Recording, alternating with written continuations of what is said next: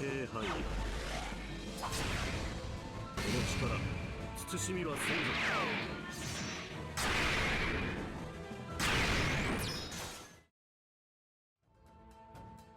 What's going on, my broskiis? My name is Toadskii, back again, here to bring you guys yet another One Piece Treasure Cruise video. And in today's video, we're going to be showcasing version 1 Mihawk with his recent level limit break.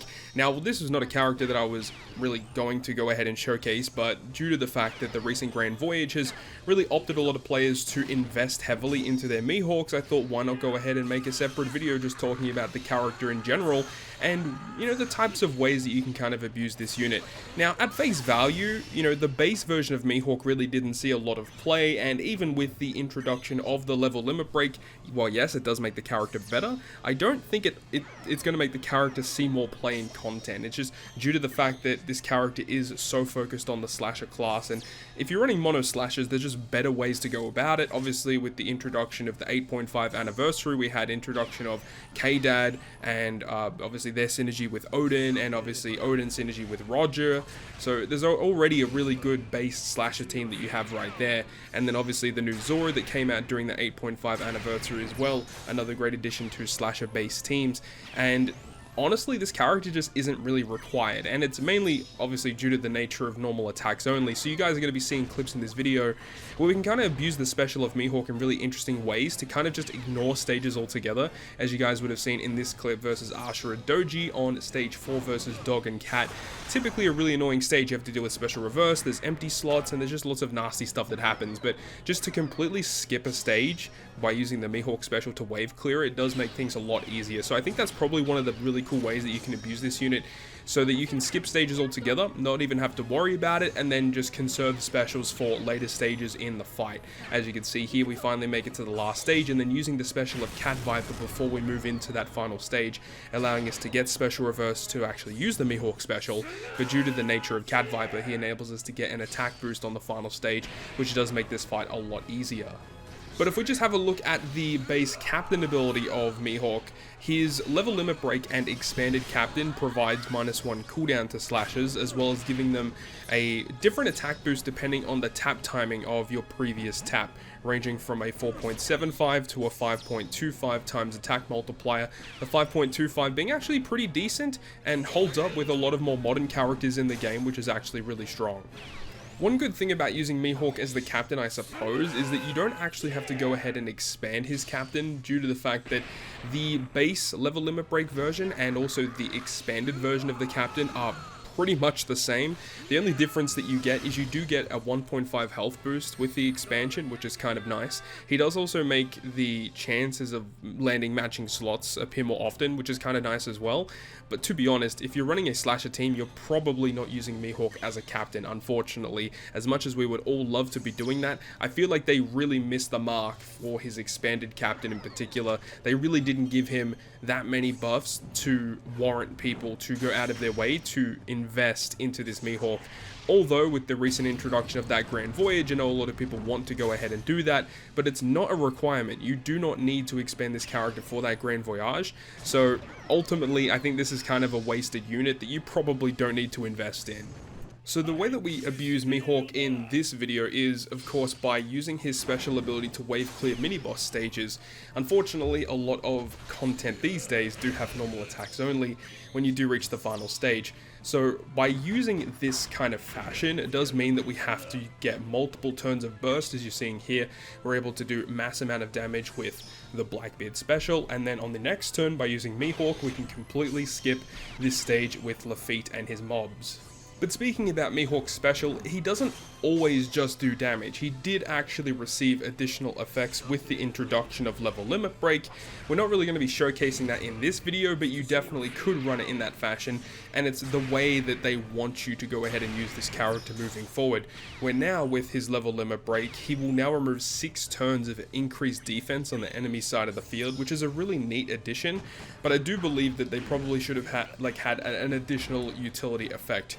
while 6 turns of defense up is amazing to have, it's not the end all be all, and it's not a type of unit that you're going to be, going out of your way to use just because of the defense up removal. There's plenty of ways to get around that. So he does the defense up removal, and then he also will give you a 2.5 times attack boost to your slashes for 1 turn. So very similar to V2 Doflamingo when he received his super evolution, where it's just a special that was just based on doing pure damage upon launching the special, and then they gave him an attack boost on top of it. So if you're inflicted with normal attacks only, you can still get some type of boost out of it. So he does that, and then also Mihawk will provide matching slots for 1 turn, treating your Psi Int recovery and tandem slots as beneficial to the crew.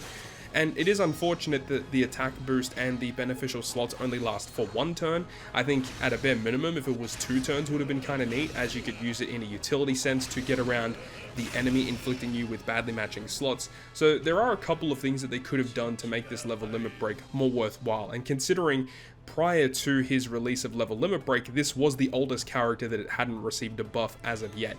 So it is a bit of a shame that this character didn't receive the more amazing buffs that we had come to see in more recent level limit breaks.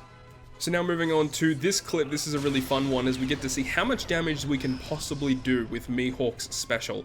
And while we've already stated that using his special for damage in particular isn't the most ideal way to use this character moving forward, but the fact that we're able to do this amount of damage is kind of crazy, as we can abuse the versus Kaido, and even though versus Kaido isn't going to be boosting Mihawk in any sense, the way that we're going about it is we're enabling us to use his versus effect on the following stage. And remember, if you're able to inflict the enemy with increased damage taken, that will obviously increase the damage of damage dealing specials, like Mihawk here for example. And by launching his special ability, you guys will see that we're doing 400 million damage to each enemy on this stage here, totaling up to 2.4 billion damage just with 1 special launch. Is kind of wild to see.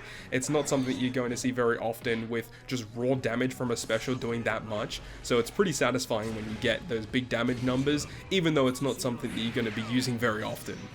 But aside from all the fun that Mihawk really has, I just don't think it's a character that's really going to see a lot of play. And of course, if you are looking to beat the Grand Voyage that just came out versus Zoro, then having this guy at a really decent investment is going to help you out for sure, but definitely not a requirement for it. I'll leave you guys with the rest of this clip as we can go ahead and clear the worst generation Garp challenge very, very quickly. By utilizing the super type of Blackbeard, we can completely ignore the damage limiter effect that Rogue has, a very, very key ability to remove, as it means that we don't receive normal attacks only throughout the entire duration of this quest, meaning that we can do as much damage as we possibly can on stage 6 versus the Blackbeard mini boss, and it does enable our Mihawk special to completely wave clear the final stage.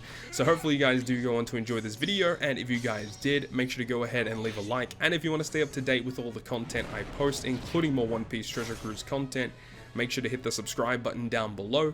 On that, guys, I'll see you guys within the next video.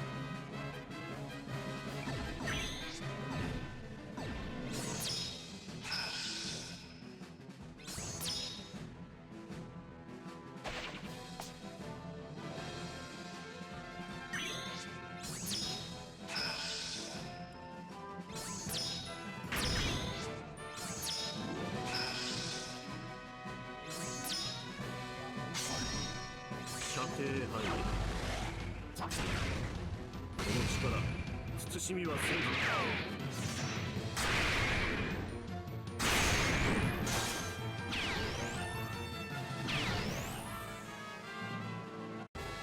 今さら何も驚きはない。